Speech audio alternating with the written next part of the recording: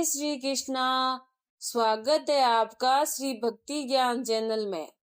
आज हम सुनेंगे आश्विन मास के शुक्ल पक्ष की पापम एकादशी व्रत कथा।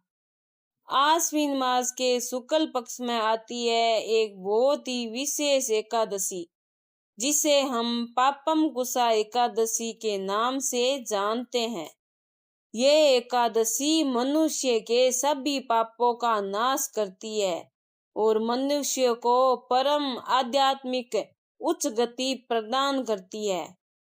और इस बार ये एकादशी आ रही है 3 अक्टूबर 2025 शुक्रवार के दिन। चतुर्मास के समय में आने वाली ये पापम कुसा एकादशी मनुष्य को अपने आध्यात्मिक जीवन में प्रगति करने का अवसर देती है।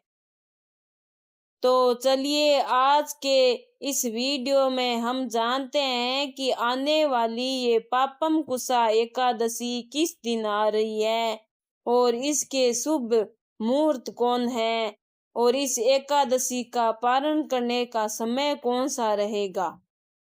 आश्विन मास के शुक्ल पक्ष में आने वाली एकादशी तिथि, जिसे पापम कुसा एकादशी कहते हैं, वह इस बार आ रही है 3 अक्टूबर 2025 शुक्रवार के दिन। इस एकादशी का व्रत का पालन करने का समय रहेगा अगले दिन यानी 4 अक्टूबर 2025 शनिवार के दिन सुबह 6:22 से लेकर 10:17 के बीच में एकादशी तिथि प्रारंभ हो रही है। 2 अक्टूबर 2025 रात्रि में 7:10 पर और ये एकादशी पूर्ण हो जाएगी 3 अक्टूबर 2025 शाम 6:32 पर। तो इसीलिए इसे उदया तिथि के अनुसार हमें इसे पापम कुसा एकादशी का पालन करेंगे। 3 अक्टूबर 2025 शुक्रवार के दिन इस दिन ब्रह्म मुहूर्त का समय रहेगा 4:38 से लेकर 5:26 के बीच में सूर्य उदय होगा। सुबह 6:15 पर सूर्य अस्त का समय रहेगा। शाम को 6:05 पर प्रातः काल में भगवान विष्णु की पूजा अर्चना करने का समय रहेगा। सुबह 5:02 से लेकर 6:15 के बीच में संध्या काल में भगवान श्री विष्णु की पूजा अर्चना, कीर्तन, दीपक प्रज्वलित करना और दीपदान करने का समय रहेगा। शाम 6:05 से लेकर 7:18 के बीच में रहेगा। इस बार की पापम कुसा एकादशी में स्वार्थ सिद्धि योग और रवि योग भी बन रहा है। ये दोनों योग अत्यंत पुण्यशाली और मंगलमय बताए गए हैं। स्वार्थ सिद्धि योग आरंभ हो जाएगा सुबह 6:15 से और पूरा होगा सुबह 9:34 पर और रवि योग इस समय के दौरान लगेगा। इस दिन राहु काल का समय रहेगा 10:41 से लेकर 12:10 के बीच में। पापम कुसा एकादशी का स्थान हमारे शास्त्रों में अत्यंत गौरवपूर्ण है।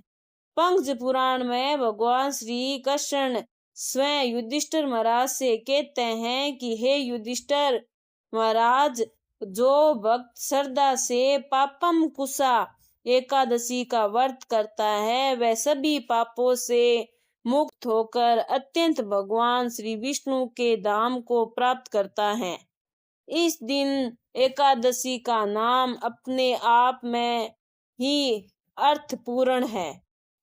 पाप यानी कि हम जो कुछ भी बुरे कर्म या पाप करते हैं वो, और अंकुश यानी उस पर नियंत्रण, या रोग यानी यह वह दिव्य तिथि है जो हमारे जीवन के पापों पर अंकुश लगाने की शक्ति रखती है।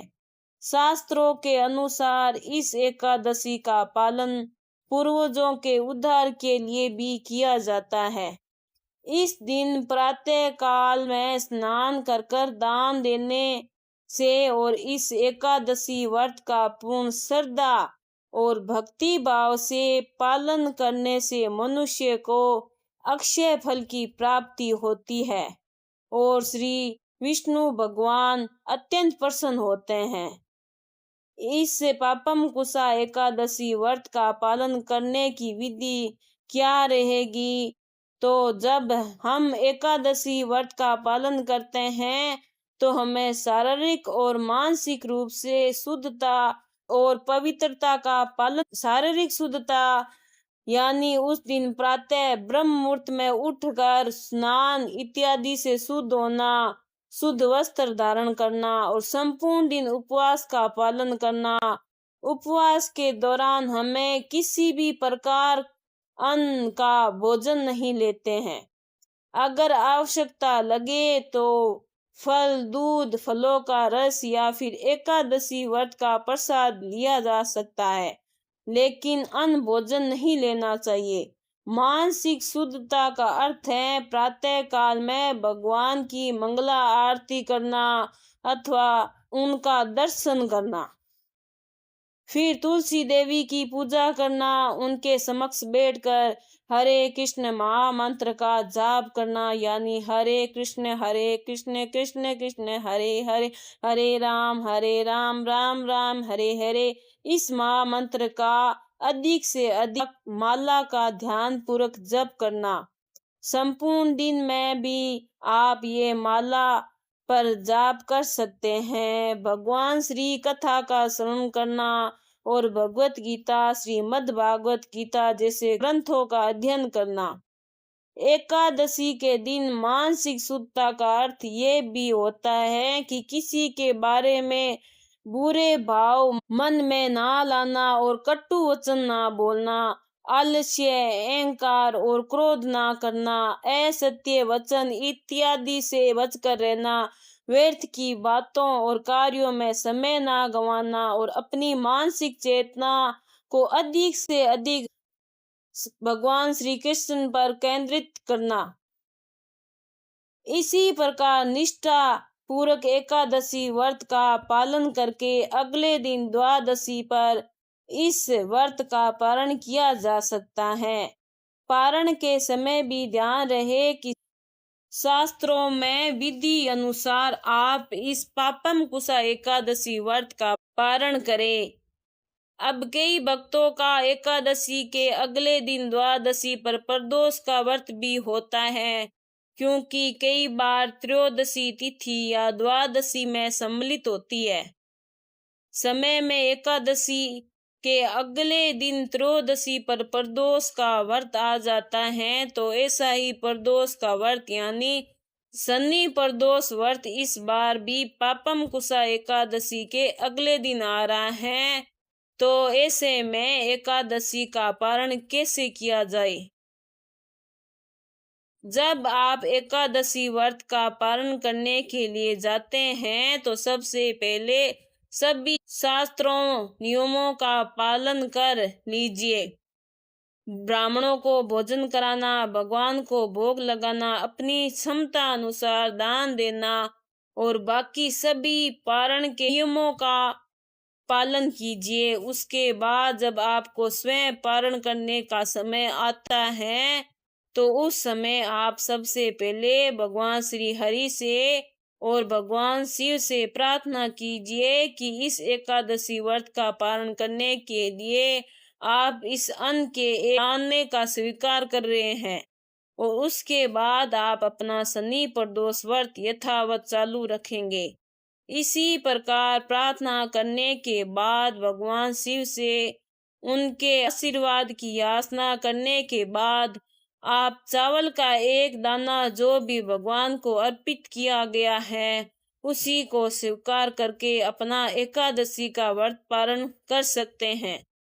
ऐसा करने से आपका प्रदोष व्रत खंडित नहीं होगा और एकादशी व्रत का पारण भी हो जाएगा।